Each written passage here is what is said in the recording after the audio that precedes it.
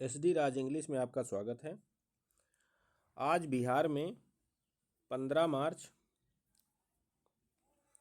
2024 को जो परीक्षा हुई है 6 to 8 इसकी जो आपकी परीक्षा हुई है टीचर की, इसमें जो इंग्लिश वाला पोर्शन रहा है, कहने का मतलब जिन्होंने एज ए सब्जेक्ट इंग्लिश लिया हो तो उनका ये सलूशन है।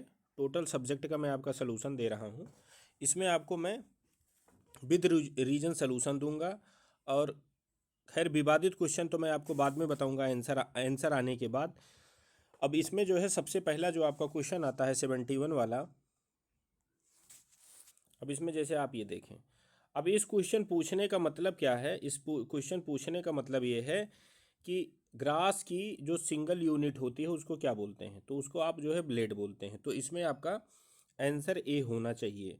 और अगर जो इसको फंसाना हो या कुछ करना हो तो आप उसमें जो है ऐसा करते हुए, जैसे ये भी आप उसको बोल सकते हैं कि अगर जो ये एक्सप्रेशन आप यूज़ करते हैं, हालांकि ये मीनिंग तो नहीं देगा। क्वेश्चन यहाँ पूछने का मतलब क्या है, जैसे ब्लेड और बिट, तो अब ब्लेड और बिट देखने के बाद दिमाग में एक आता है कि पूछना क्या चाहता है। तो ये आपका पूछना चाहता है स्मॉलेस्ट यूनिट, मतलब ग्रास की स्मॉलेस्ट यूनिट क्या है, तो वो आप उसकी वही पत्ती वत्ती बोलते हैं। तो उसी उसी के लिए आप यहाँ पे ब्लेड यूज़ कर सकते हैं। और वैसे जो है ये चीज़ फंसाने फंसाने के लिए हो सकती है। तो इस हिसाब से अगर जो इसका राइट आंसर देखा जाएगा तो राइट आंसर आपका इसमें जो है ऑप्शन नंबर 1 है। चलिए दूसरे वाले को देखा जाए।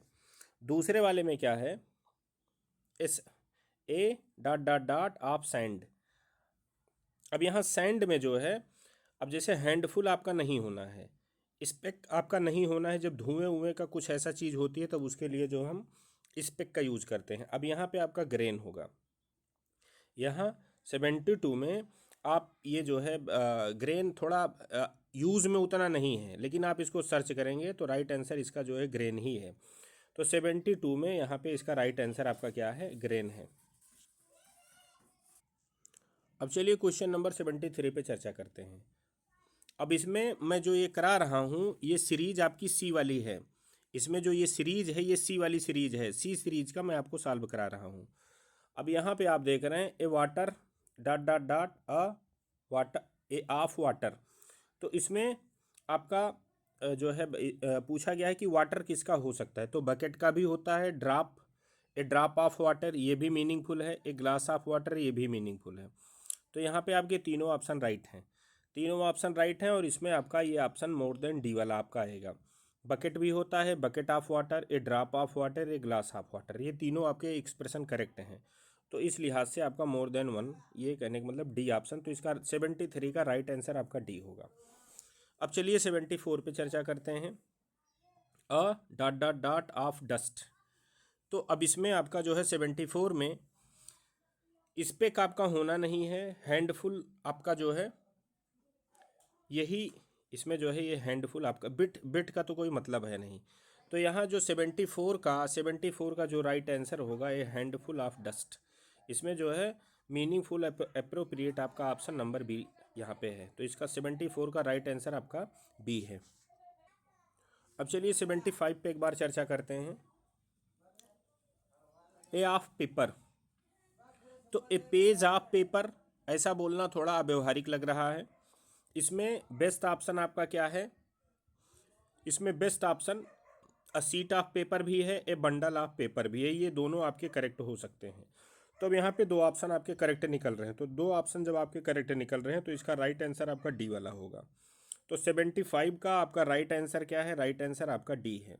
और जो ये सीरीज मैं सॉल्व करा रहा हूँ ये सीरीज आपकी सी सीरीज है। क्वेश्चन पेपर आपकी जिन सीरीजों में बटा है उनमें आपकी सी सीरीज का मैं सॉल्व करवा रहा हूँ। अब यहाँ से आपका 76 से 80 पे ये इसने डायरेक्शन क्या दे रखा है, डायरेक्शन दे रखा है कि आपको यहाँ पे टेंस की फिलिंग करनी है ज़रूरत के अकॉर्डिंग टू। अब ये आपका है कटक स्पेस ऑन द, ये आपका महानदी है। तो कटक इस पे जो है सिचुएटेड है, तो इसका मतलब ये हो जाएगा। और ये परमानेंट एक्शन है। परमानेंट कहने का मतलब ऐसा तो है नहीं टेम्पोररी एक्शन है, ये है तो है एकदम लोकेशन है। तो इसके लिए आप प्रेजेंट इंडेफिनिट टेंस का यूज़ करते हैं। तो स्टैंडिंग आपका होने से रहा, अब यहाँ और यहाँ इन दोनों में होता है। तो इसमें आपका जो है सिट्स ऐसा बोलना जो है इसके मतलब ये अव्यवहारिक सा लग रहा है, तो यहाँ पे आपका जो है आएगा option number 1, Cuttack stands on the Mahanadi. तो इसमें 76 का आपका राइट आंसर ए है। अब आप 77 पे देखिए, यहाँ माइस हाउस साउथ। अब यहाँ डायरेक्शन पूछ रहा है, तो अब इसमें जो है फेसिंग आपका ये होगा, इसमें राइट आंसर आपका फेसिंग जो है यहाँ पे होगा। तो 77 में आपका जो ए वाला है ये आपका करेक्ट आंसर यहाँ पे होगा। अब चलिए 78 पे चर्चा करते हैं। आई स्पेस टायर्ड, राइट जो है राइट टेंस आपको फीड करना है। तो आपका आई थिंक टायर्ड, ऐसा तो है नहीं कि मैं खुद को कमज़ोर सोच रहा हूँ, ऐसा तो है, तो होता नहीं है। ये बोला जाता है कि मैं थका हुआ महसूस कर रहा हूँ, तो इसमें होता है आई फील टायर्ड। आपका ये नहीं आएगा आई सिट टायर्ड, ये तो बिल्कुल अव्यवहारिक है। इसमें होता है, लेकिन ये टायर्ड के सेंस में ये आपका उतना अच्छा नहीं है, इसको जो है नकारा जाएगा। आई फील टायर्ड ये आपका करेक्ट आएगा। अब चलिए 79 क्वेश्चन पे चर्चा करते हैं। 79 क्वेश्चन आपका है आई स्पेस यू आर रंग, आई फील यू आर रंग, ऐसा भी एक्सप्रेशन आपको देखने को मिलता है। आई एज्यूम यू आर रंग, ये भी एक्सप्रेशन आप देखने को पाते हैं। आई थिंक यू आर रंग, ये भी आप देखने को मिलता है। इसमें मोस्ट सुटेबल आपका ये है, लेकिन आपका ये वाला और ये वाला रंग ये भी नहीं है, तो इसमें जो है आपका जो है ऑप्शन नंबर डी जाएगा। इसमें मोर देन वन का ऑप्शन आपका ये वाला जो है डी जाएगा। प्रथम दृष्टया आपका थिंक लगता है, लेकिन इसमें एज्यूम और फील, अगर जो आप इसमें डिक्शनरी में चेक करेंगे तो ऐसे भी सेंटेंस आपको मिलते हैं। आई फील यू आर रंग, मैं या आई अज्यूम यू आर रंग और आई थिंक यू आर रंग। मोस्ट सुटेबल ये है, लेकिन ये दोनों आपके रंग भी नहीं है, तो यहाँ पे मोर देन डी। अगर जो ये मोर देन वन न होता या मोर देन वन न होता तो आप इसमें थिंक को करेक्ट मानते, इन दोनों को छोड़ा जाता, लेकिन ऑप्शन में जब ये मौजूद है तो इसमें जो है ये करना आपके लिए बेहतर है। अब यहाँ ये देखिए, the road space from Cuttack to Kolkata. अब यहाँ आपको बताना है कि यहाँ आपके जैसे दो ऑप्शन आपके जो है मोस्ट सुटेबल हैं। पहला है आपका गोज और दूसरा आपका है रन्स। लीड करने के सेंस में, चलने के सेंस में, तो ये आपके दोनों यूज़ होते हैं। तो इसमें जाहिर सी बात है, जब दो ऑप्शन आपके करेक्ट हो रहे हैं तो संभावना आपकी डी की बनती है। तो 80 का राइट आंसर आपका मोर देन वन है। मोर देन वन आपका ये कटक ये आपका करेक्ट है। इसमें आपका गोज भी सही जाएगा, इसमें आपका ये रन्स भी करेक्ट जाएगा। अब यहाँ आपका जो 81 से स्टार्ट होता है 85 तक, इसमें पहले आप डायरेक्शन देखिए। डायरेक्शन में क्या है, आपको क्या करना है, डिनोटिंग कलेक्शन, कलेक्शन वाले वर्ड सुटेबल आपको जो है छांटने हैं। अब जैसे कीज़, कीज का जो कलेक्शन होता है उसको क्या बोलते हैं, जो कीज का कलेक्शन होता है आप उसको जो है बंच बोलते हैं। नंबर नहीं बोलेंगे, ग्रुप नहीं बोलेंगे, कीज के कलेक्शन को आपका बंच बोला जाता है। तो 81 का जो राइट आंसर होगा, राइट आंसर आपका जो है आ होगा। अब आप इस पर जो है 82 को देखिए। 82 में ये जो माउंटेन्स होते हैं इनके कलेक्शन को क्या बोलते हैं, आपको कलेक्शन ही छांटना है। तो जो 82 में आपका जो माउंटेन का कलेक्शन है, इसके लिए आप बंडल तो बोलेंगे नहीं, नंबर तो बोलेंगे नहीं, आपका यही चेन बचता है, यही यूज होता है। तो 82 में आप माउंटेन के कलेक्शन के लिए ये वाला यूज़ करेंगे। तो इस लिहाज से आपका देखा जाए तो 82 में बी आपका करेक्ट है। अब यहाँ हाउंड्स, इनका जो है कलेक्शन पूछा है कि हाउंड्स के कलेक्शन को आप क्या बोलेंगे। तो इसमें हाउंड्स के कलेक्शन को आप नंबर बोलते नहीं हैं, ग्रुप बोलते नहीं, इसमें इसको बोलते हैं पैक। तो यहाँ पे आपका जो है 83 है। 83 का राइट आंसर आपका 83 का राइट आंसर आपका ए है। चलिए 84 पे चर्चा करते हैं। ए ऑफ बीज, इसके कलेक्शन को क्या बोलते हैं। तो इसके कलेक्शन को आप जो है 84 में जो आपका कलेक्शन है, इसके कलेक्शन को आप स्वार्म भी बोलते हैं, आप जो है हीप भी बोलते हैं। इनके कलेक्शन को दोनों बोला जाता है। तो जो आपका 84 है, 84 का इस लिहाज से आपका जो है डी ऑप्शन आपका जो है करेक्ट माना जाएगा। ये ज़्यादा प्रचलित है, ये उतना कम प्रचलित है, लेकिन ये आपका रंग भी नहीं है। तो इसमें आपका यहाँ पे आपका डी ऑप्शन आएगा। अब यहाँ इस सीरीज में, कलेक्शन वाली सीरीज में, ये लास्ट क्वेश्चन कलेक्शन वाले का है।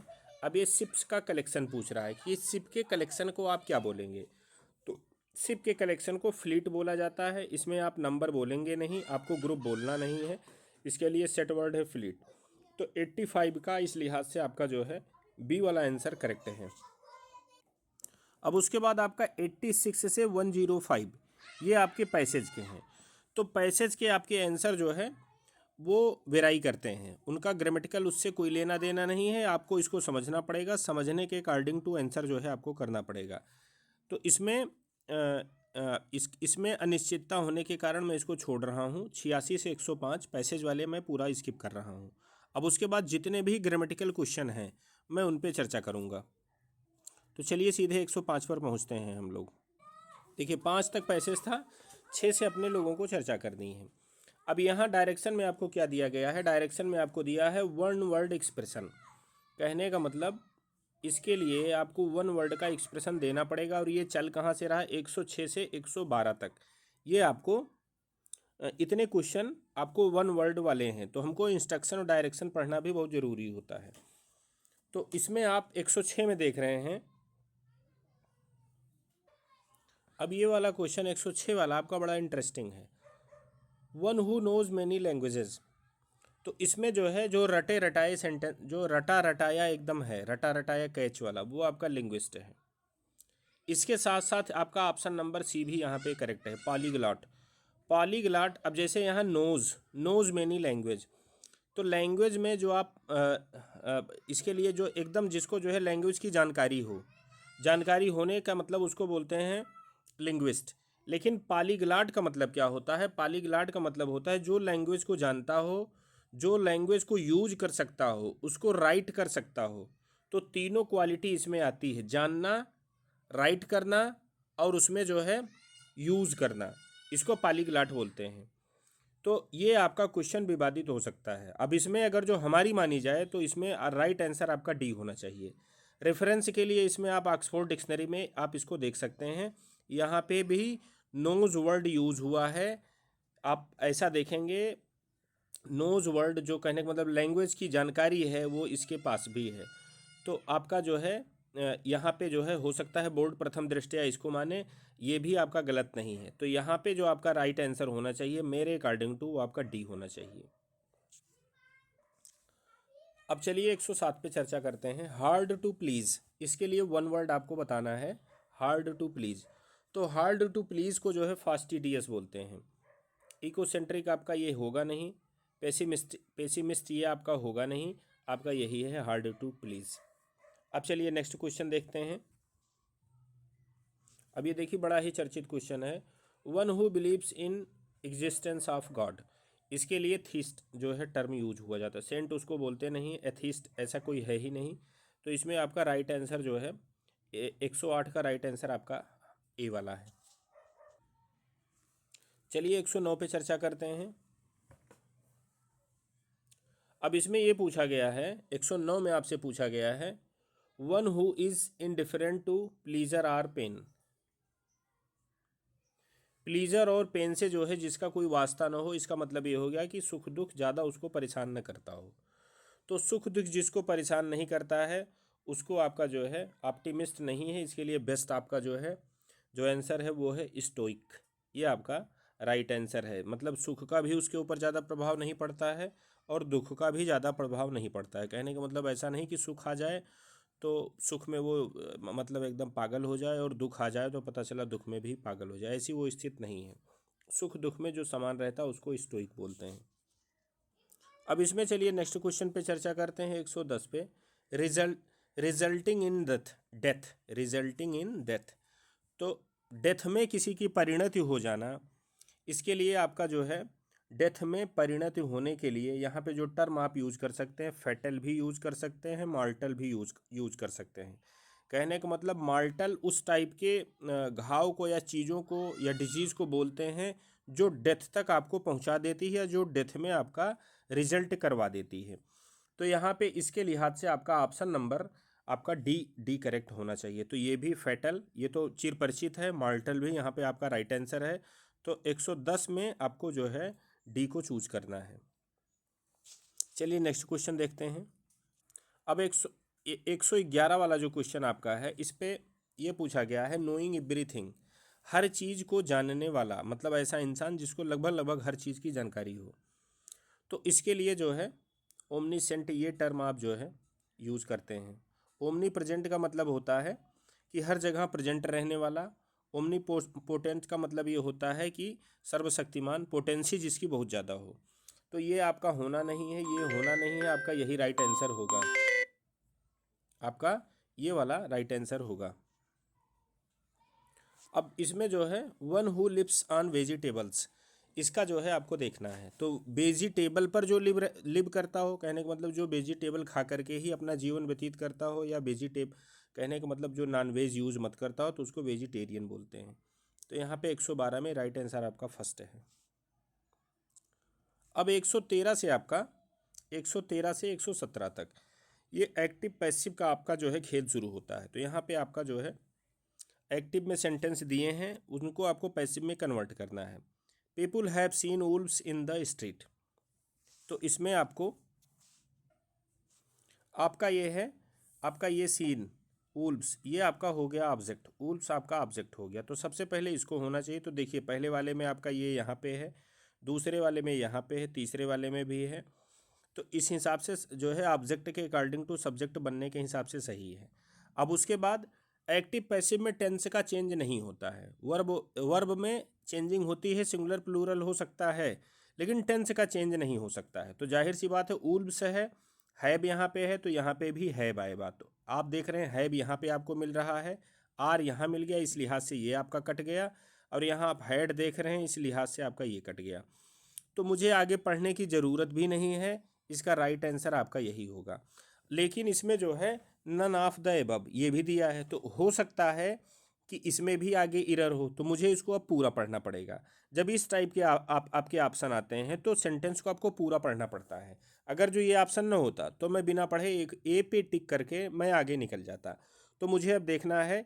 अब देखिए पैसिव वॉइस में क्या होता है, जहाँ भी कहीं आपको हैज़ मिले, हैव मिले या हैड मिले, इसके बाद अगर जो वर्ब लिखी है उनका पहली चीज़, अगर जो वर्ब नहीं लिखी है तो फिर उसका पैसिव नहीं बनना है। इसके बाद आएगी वर्ब तो थर्ड फॉर्म की ही आती है, ये भी डेढ़ से और आप हो जाइएगा। जब इसका पैसिव बनाना होता है, चाहे वो हैज हो, हैव हो, हैड हो, तो इसके बाद आप बीन अपनी तरफ से इंसर्ट करते हैं। तो यहाँ पे देखिए हमको बीन भी मिला है। इसके बाद वर्ब की थर्ड फॉर्म वो भी हमको मिल गई। इन द स्ट्रीट ये आपका एडवर्बियल का काम कर रहा है, कहने का मतलब in the street prepositional phrase यहाँ पे एडवर्ब फ्रेज का फंक्शन कर रहा है। तो इन द स्ट्रीट ये आपका जो है सेम एज इट इज़, इसमें कोई चेंजिंग नहीं होनी है, वो चीज़ आपकी यहाँ पे रख दी गई। अब ये बाई पीपल ये यहाँ पे नहीं लिखा गया है, क्योंकि जो इंडिफिनिट चीज़ें होती हैं उसको नहीं लिखा जाता है। तो इस लिहाज से आपका ऑप्शन नंबर ए यहाँ पे करेक्ट है। अब चलिए नेक्स्ट क्वेश्चन पे चर्चा करते हैं। They are repairing the bridge, आपका ये एक्टिव का सेंटेंस है, हमको इसको पैसिव में करना है, ये आपका ऑब्जेक्ट है। तो ब्रिज सबसे पहले होना चाहिए। तो आप देख रहे हैं द ब्रिज यहाँ पे मुझे मिला, द ब्रिज यहाँ पे मिला, द ब्रिज यहाँ पे मिला। फिर उसके बाद यहाँ पे वर्ब आपकी क्या है, आर है। तो ब्रिज आपका सिंगुलर है, तो इसके बाद मुझे इज मिलना चाहिए। देख रहे हैं इज आपका यहाँ मिला, इज आपका यहाँ मिला और इज यहाँ मिला, ठीक। अब उसके बाद आपको अगर जो कॉन्टीन्यूअस टेंस है, चाहे जिसका कॉन्टीन्यूअस हो, प्रेजेंट का हो, आपका पास्ट का हो, जब आप उसको पैसिव वॉइस बनाते हैं तो उसमें आप बीइंग जरूर इंसर्ट करते हैं। बीइंग आप इंसर्ट करते हैं और बीइंग इंसर्ट करने के बाद वर्ब की थर्ड फॉर्म लगाते हैं। तो आपको ये देखना है कि बीइंग किसके किसके पास है। तो पहली चीज़ आपका देख रहे हैं गेटिंग, यहाँ पे सीधे जो है इसमें जो है इन्होंने गेटिंग कर दिया है। तो पहली चीज़ तो ये ऑप्शन कट गया, बीइंग इस पर नहीं है।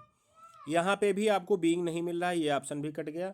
बीइंग देखिए इनके पास है, तो इस हिसाब से आपका ये ऑप्शन सही होना चाहिए। लेकिन आप लास्ट में देख रहे हैं नन ऑफ द एबव भी दिया है, तो नन ऑफ द एबव होने के कारण मुझे पूरा पढ़ना पड़ेगा। तो क्या आगे वर्ब की थर्ड फॉर्म है, तो हाँ वर्ब की थर्ड फॉर्म है, इसी की थर्ड फॉर्म है।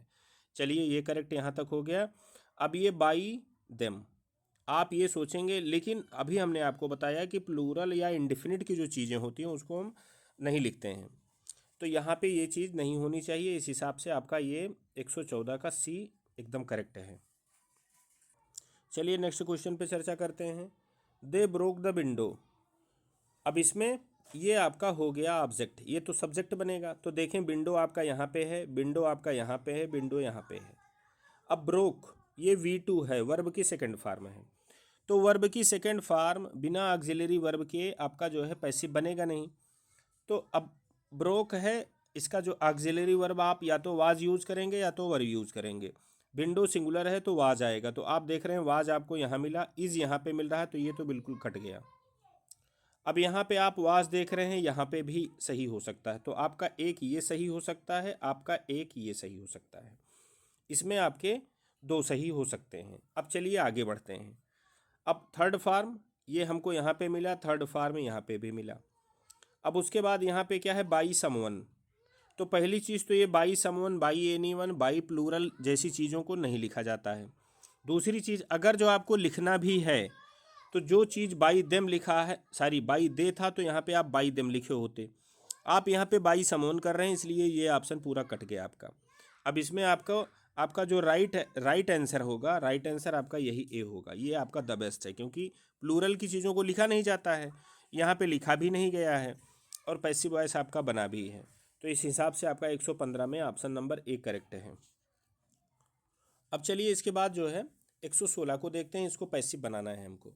तो इसमें पैसिव बनाने में होता क्या है, आप देख रहे हैं हु डिड दिस। अब यहाँ जो आप डिड देख रहे हैं, ये ऑक्सिलरी वर्ब यहाँ पे नहीं है, ये आपकी मेन वर्ब है, और ये है क्या, वर्ब की सेकंड फॉर्म है। ये आपके क्वेश्चन आपने जब पढ़ा होगा तो दो टाइप के बनते हैं। एक क्वेश्चन ऐसे होते हैं जो WH वर्ड रहते हैं, उसके बाद कोई ऑक्सिलरी वर्ब रहती है, फिर सब्जेक्ट रहता है, तब आपकी मेन वर्ब रहती है। तो WH वर्ड तो आपको मिल गया, फिर WH वर्ड के बाद आपको ऑक्सिलरी वर्ब मिल गई, फिर जो है ये आपको दिस, ये आपको एज डिड का ऑब्जेक्ट है, ये सब्जेक्ट नहीं है। तो मुझे ये पता चला कि ये डायरेक्ट क्वेश्चन है। कहने का मतलब यहाँ जो WH वर्ड दिख रहा है यही सब्जेक्ट का भी काम कर रहा है, तो ये हो गया आपका सब्जेक्ट, ये हो गई आपकी वर्ब, ये हो गया आपका ऑब्जेक्ट।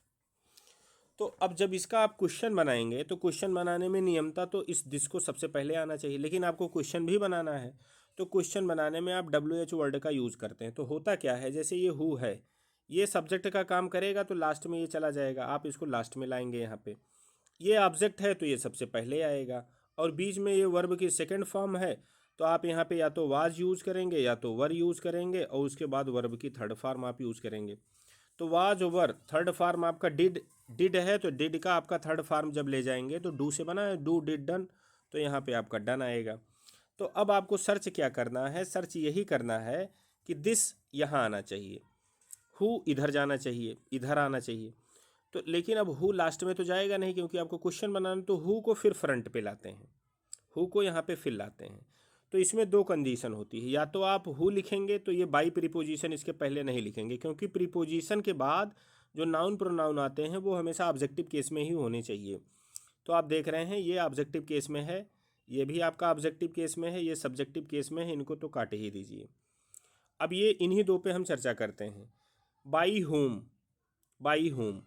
अब बाई होम के बाद हमने क्या बताया था, ये आपका जो है कहने का मतलब WH वर्ड आपका आ जाएगा। तो हमने आपको बताया था कि क्वेश्चन बनाने में इस टाइप के जो डायरेक्ट क्वेश्चन होते हैं, इसमें आप क्या करते हैं, बाई होम पहले आप लगाते हैं, फिर उसके बाद आप ऑक्सिलरी वर्ब लगाते हैं। भाई क्वेश्चन बना रहे हैं तो क्वेश्चन में सब्जेक्ट से पहले ऑक्सिलरी वर्ब आती है, तो यहाँ पे वाज आ रहा है, तब ये सब्जेक्ट आपका, ये इनडायरेक्ट का सब्जेक्ट ये होगा।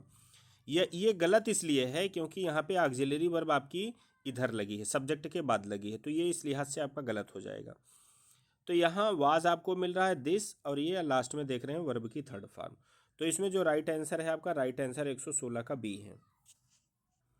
अब चलिए 117 पे जो है चर्चा की जाए।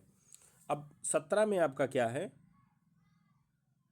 The peon open the gate, ये आपका ऑब्जेक्ट हो गया, तो ये सबसे पहले आएगा। तो सबसे पहले आएगा तो बाई बाई होम तो ये तो आना नहीं, इनको आप सीधे से इसे कट कर दीजिए। गेट, गेट देखिए यहाँ पे लिखा है, हेड वेड यहाँ पे आ गया। भाई ये असर्टिव सेंटेंस है तो इसका आप क्वेश्चन क्यों बना रहे हैं, तो इनको भी काट दो, ये भी बेकार से हैं। तो अब इसमें लास्ट ऑप्शन आपका यही बचा है, इसी पे आपको चर्चा कर लेनी है। चर्चा क्यों कर लेनी है, क्योंकि लास्ट में आप देख रहे हैं नन ऑफ द एबव आपका लिखा है। तो अब आप गेट के बाद क्या देखेंगे, अब देखेंगे ओपेंड, वर्ब की सेकंड फॉर्म है, तो गेट सिंगुलर है तो जाहिर सी बात है इसके लिए ऑक्सिलरी वर्ब वाज आएगा, वाज भी आपको मिल रहा है। ओपेंड वर्ब की थर्ड फॉर्म भी आपको यहाँ पे मिल रही है।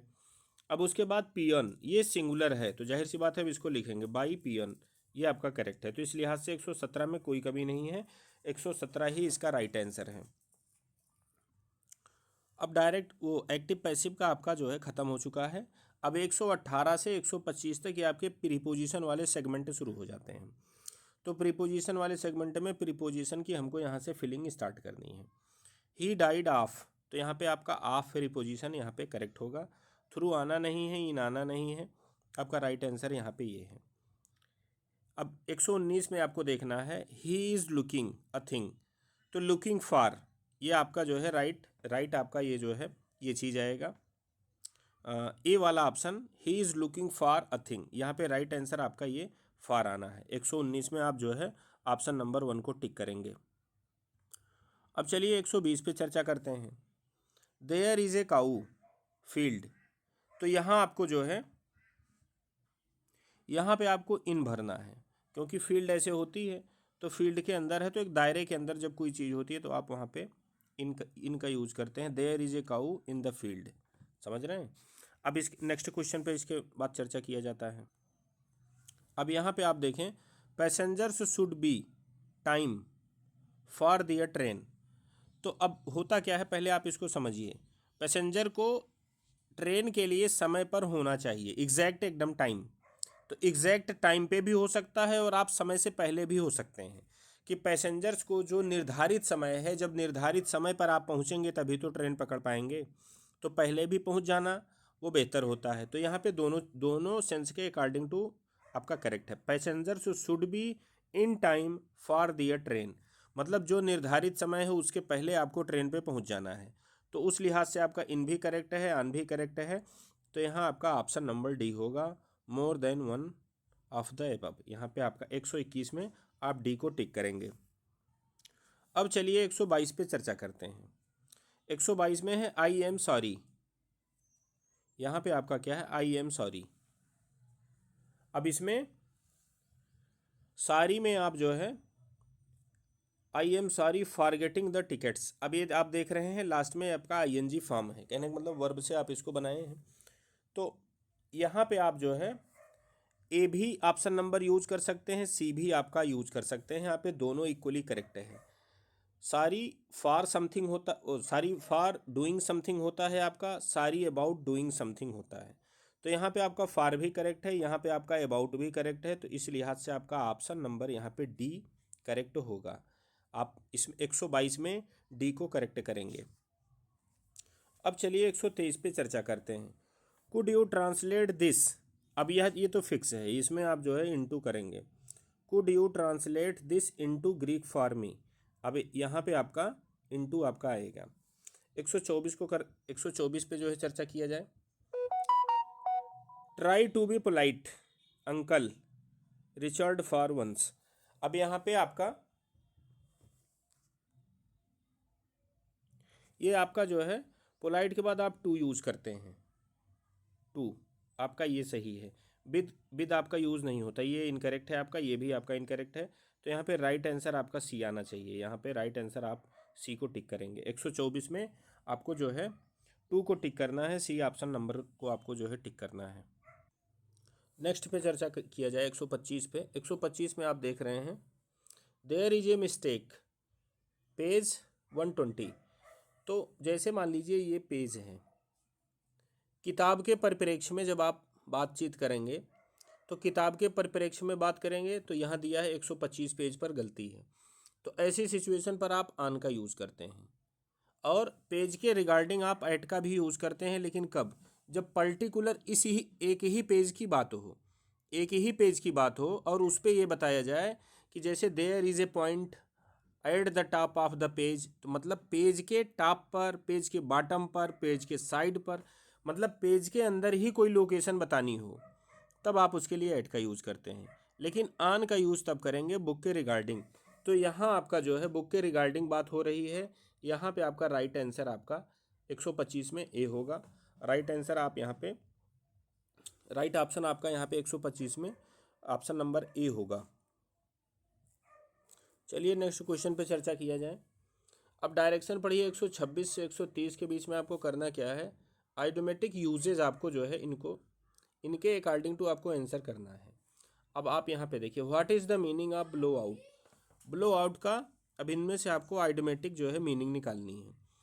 तो ब्लो आउट का मतलब ये होता है आपका कि आप एक्सटिंग्विश आप ये भी करते हैं, और ब्लो आउट का मतलब होता है आपका पुट आउट, आप इसको भी करते हैं। तो यहाँ पे आपका ये दोनों ही ऑप्शन आपका करेक्ट है, इस लिहाज से यहाँ पे आपका ऑप्शन नंबर डी यहाँ पे करेक्ट होना चाहिए। अब चलिए 127 पे चर्चा करते हैं। What is the meaning of bring out. Bring out का मतलब यहाँ पे पब्लिश होता है, ये यहाँ पे आपका ऑप्शन करेक्ट है। 128 पे चलिए चर्चा करते हैं। What is the meaning of look after. Look after में यहाँ आप ये देखेंगे टेक केयर ऑफ, देखभाल करना, टेक केयर ऑफ, यहाँ पे आपका ऑप्शन नंबर 128 में ऑप्शन नंबर सी करेक्ट है। 129 पे चलिए चर्चा किया जाए। 129 में what is the meaning of turn out. Turn out, ये क्वेश्चन आपका, टर्न आउट का मतलब आप देखेंगे प्रोड्यूस भी होता है, टर्न आउट का मतलब आपका हैपन भी होता है, टर्न आउट का मतलब होता है प्रूव टू बी। तो यहाँ इस लिहाज से आपका ऑप्शन नंबर डी करेक्ट होगा, यहाँ पे ये वाला ऑप्शन आपका करेक्ट है। अब यहाँ आप देख रहे हैं डू अवे विद। तो डू अवे विद का मतलब यहाँ पे एबॉलिश से है, आप इसमें इसलिए जो है आपका 130 में ऑप्शन नंबर ए यहाँ पे करेक्ट होगा, यही राइट आंसर इसका होगा। अब यहाँ से आप देख रहे हैं 131 से 135 तक करना है आपको क्या है, choose the most appropriate meaning of the following phrases. आपको फ्रेज दिया है, कौन से चार ऑप्शन में से सॉरी 3 ऑप्शन में से बेस्ट कौन सा एक्सप्लेनेशन दे रहा है, ये आपको चूज करना है। ए बेड ऑफ थॉर्न्स, तो इसका मतलब आपका यही है, ए वेरी अनकंफर्टेबल सिचुएशन। चलिए नेक्स्ट पे चर्चा करते हैं अगले क्वेश्चन पर, 132 पर। ए बर्ड्स आई व्यू, इसका मतलब होता है, इसका मतलब ए जनरल व्यू, इसका मतलब ये भी होता है, इसका मतलब होता है नॉट ए थ्रू एनालिसिस, मतलब थ्रू एनालिसिस नहीं, निगेटिव आप देख रहे हैं तो इसको जो है एक्सप्लेनेशन आपका ये भी कर रहा है। ए जनरल परसेप्शन ये भी कर रहा है, तो आपका यहाँ पे इसको जो है नैरेट ये भी कर रहा है, आपका बी वाला भी कर रहा है, सी वाला भी कर रहा है, इसलिए आपका मोर देन वन यहाँ पे आपका 132 में ये राइट आंसर आपका होगा। अब आप यहाँ देख रहे हैं left handed complement. Left handed complement, अब इसमें not a good complement. Left handed complement का मतलब ये होता है कि आप कम्प्लीमेंट दे रहे हैं लेकिन वो प्रेजिंग के सेंस में नहीं होता है, वो आपको जो है ऊपर उठाने के सेंस में नहीं होता है। तो नॉट ए गुड कम्प्लीमेंट ये भी इसको एक्सप्लेन कर रहा है, बी वाला भी आपको इसका जो है ये एक्सप्लेन कर रहा है, और यहाँ पे आपका सी वाला भी इसको जो है एक्सप्लेन कर रहा है। तो इस लिहाज से आपका ये ऑप्शन नंबर डी यहाँ पे राइट आंसर होगा। अब चलिए नेक्स्ट क्वेश्चन को देखा जाए। अब यहाँ आप देख रहे हैं ए मेडन स्पीच, मेडन स्पीच। अब इसमें मेडन स्पीच में आप जब इसको देखेंगे, first speech of A newly elected member. अब ये आप इसको उतना नहीं मान सकते हैं, लेकिन फर्स्ट स्पीच आप पब्लिक फिगर एक ये भी है, spoken for the first time आपका ये एक भी है, बेस्ट आपका यहाँ पे बी है। अब ये बोर्ड के ऊपर निर्धारित करता है बोर्ड का व्यू क्या है, और अगर जो सही देखा जाए तो इसमें ऑप्शन नंबर आपका डी होना चाहिए। बोर्ड डी मानता है बेहतर है, अगर जो बी को मानता है, या अगर जो दूसरे किसी ऑप्शन को मानता है, सी को छोड़ देता है, या सी को मानता है बी को छोड़ देता है, तो ये क्वेश्चन आपका विवादित पक्का होगा। इसका बेस्ट सलूशन क्या है, आप इसको डी वाले को मानेंगे। अब आपका ए रेड लेटर डे, इसका मतलब होता है इम्पॉर्टेंट डे। उसके बाद आप इसका जो है ये वाला भी सी वाला ऑप्शन भी इसको बेस्ट नरेट कर रहा है, a significant day in the life of a person and also nation. A वाला भी इसको बेस्ट एक्सप्लेनेशन दे रहा है, सी वाला भी दे रहा है, इस लिहाज से आपका ये ऑप्शन नंबर डी यहाँ पे राइट आंसर होगा। अब यहाँ 136 से 145 के बीच में आपको जो है फ्रेजल वर्ब चूज करना है। अच्छा, इंस्ट्रक्शन को ध्यान से इसलिए पढ़ना चाहिए क्योंकि चूज द करेक्ट, और हो सकता है यहीं पे इनकरेक्ट लिखा हो, तो इंस्ट्रक्शन को हल्के में नहीं लेना चाहिए। चारों ऑप्शन में आपको करेक्ट को चूज करना है। जैसे गिव अवे, तो गिव अवे का मतलब होता है गिव टू समवन, ये भी आपका होता है, गिव टू एनी वन, ये भी आपका होता है। अबांडन, बहुचर्चित ये है, सबसे ज़्यादा प्रचलित मीनिंग इसकी ये है, लेकिन ये भी डिक्शनरी में आपको मिलेगी, ये भी मिलेगी, तो इस लिहाज से आपका ऑप्शन नंबर डी यहाँ पे करेक्ट होना चाहिए। अब चलिए नेक्स्ट क्वेश्चन पे चर्चा किया जाए। बारगेन फॉर, बारगेन फॉर का मतलब निगोशिएट, यही आपका बारगेन फॉर का मतलब यहाँ पे निगोशिएट होता है। अब नेक्स्ट क्वेश्चन पे चर्चा करते हैं 138 पे। अकाउंट फॉर, अकाउंट फॉर में आपका जो है give a good reason for, ये भी आपका हो सकता है। एक्सप्लेन सेटिस्फैक्टरली, आपका एक ये भी हो सकता है। तो यहाँ पे ये भी होगा, ये भी होगा, इस लिहाज से आपका ये ऑप्शन नंबर डी यहाँ पे आपका करेक्ट होगा।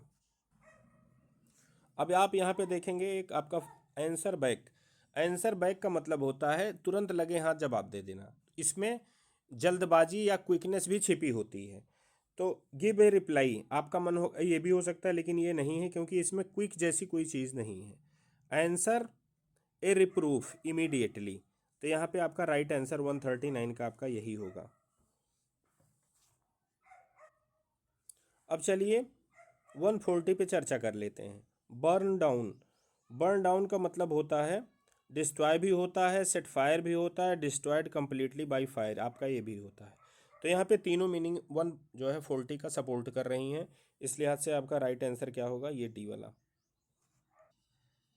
अब यहाँ पे ब्रेकआउट, तो ब्रेकआउट की जब आप मीनिंग देखेंगे तो आपकी बिगिन भी होती है, कमेंस भी होती है, आपकी स्टार्ट भी होती है, तो इस लिहाज से आपका ये more than one of the above होगा। और एक चीज़ आप इस पेपर में ये भी देखेंगे, हो सकता है ये पेपर आपको बड़ा इजी लगे, आपको ये लगे इसकी मेरिट बहुत जा सकती है, लेकिन इसमें फ्रेजल वर्ब ज़्यादा हमको दिख रहे हैं। तो फ्रेजल वर्ब ज़्यादा होने के कारण एक संभावना ये भी बनती है कि इसके ज़्यादातर ऑप्शन आपके जो है डी वाले ही करेक्ट निकलें, क्योंकि फ्रेजल वर्ब एक ऐसी चीज़ है, आप इसको जो बृहद स्तर पर देखते हैं तो लगभग लगभग हमने यहाँ पे देखा है, अगर जो बहुत रिजिड होकर के अगर जो जितना इसमें मीनिंग दी गई है आप उसमें सोच रहे हैं तब तो एक आंसर पे पहुँचेंगे। अदरवाइज ज़्यादातर में आपने देखा होगा कि ऑप्शन नंबर डी ही सपोर्ट कर रहा है। अब 142 पे चलिए चर्चा करते हैं। कैरी ऑन, तो कैरी ऑन का मतलब आपका गो ऑन भी होता है, और कैरी ऑन का मतलब एक आपका कंटिन्यू भी होता है। तो यहाँ पे ये दोनों मीनिंग इसकी करेक्ट है। वर्क ऑन इसका मतलब नहीं होता है, एक ये होता है, एक आपका ये होता है। तो इसमें आपका ऑप्शन नंबर डी करेक्ट होगा। 142 में आपका ऑप्शन नंबर डी करेक्ट होगा। अब चलिए 143 पे चर्चा कर लेते हैं। 143 में क्या है, क्लोज डाउन, क्लोज डाउन का मतलब होता है शट परमानेंटली, ये आपका ये होता है क्लोज डाउन की मीनिंग ये, इसका 143 में आपका ऑप्शन नंबर ए करेक्ट है। चलिए 144 पे चर्चा करते हैं।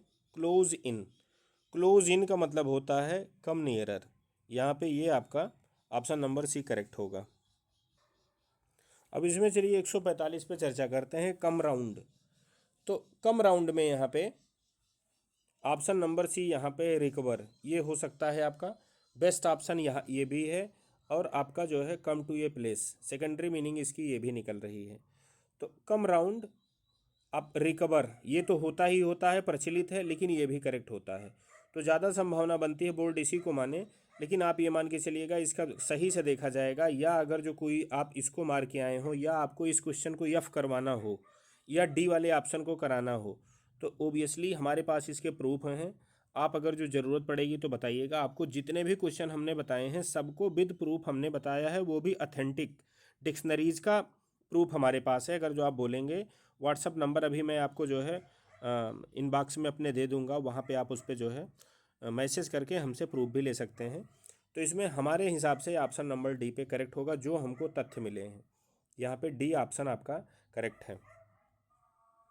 अब यहाँ 146 से 150 तक, 146 से 150 तक आपके ये इनडायरेक्ट वाला पोर्शन शुरू हो जाता है। यहाँ डायरेक्ट में दिया है, आपको यहाँ पे इसको इनडायरेक्ट में कन्वर्ट करना है, या इनडायरेक्ट में जो बेस्ट सपोर्ट करता है उस ऑप्शन को आपको चूज करना है।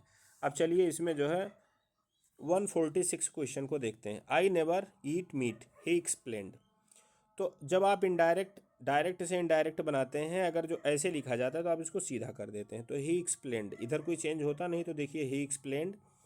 अब यहाँ पे क्या है, ही सेड दिया है, तो पहली चीज़ तो इनको निकाल देते हैं, ही टोल्ड, तो पहली चीज़ इनको निकाल देते हैं, तो दो आपके ऐसे निकल गए। अब एक ऑप्शन आपका आता है नन ऑफ द अबव। अब चलिए इसको चेक करते हैं। He explained that he never ate meat, आपका एक ये भी करेक्ट हो सकता है। और उसके बाद एक्सप्लेन्ड, दूसरी चीज़ आप यहाँ पे देखेंगे, जैसे अब इसमें क्या है कि एक्सप्लेन, ये जो वर्ब होती है इसके आप सिनोनिम से भी दे सकते हैं। सिनोनिम्स तब दिया जाता है जब आपका एग्जैक्ट वर्ड मौजूद ना हो। तो जब यहाँ पे एग्जैक्ट वर्ड आपका मौजूद है तो आपका यही होगा।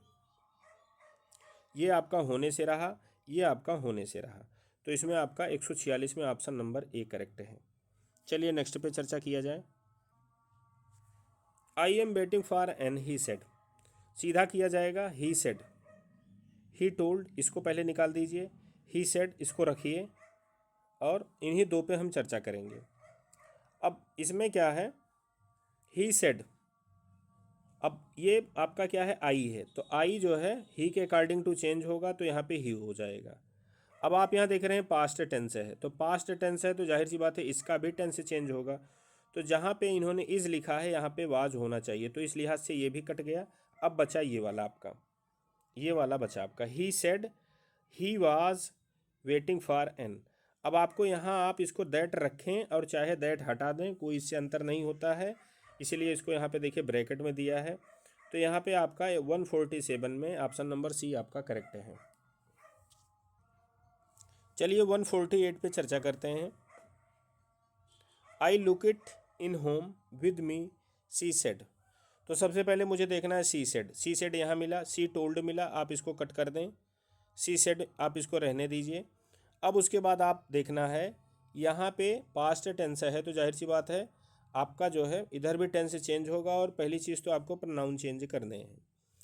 तो प्रोनाउन चेंज में आपको यहाँ पे देखना क्या सी है, जैसे आई कन्वर्ट होगा इनके अकॉर्डिंग टू, तो सी होगा, तो ये सी मिल रहा है।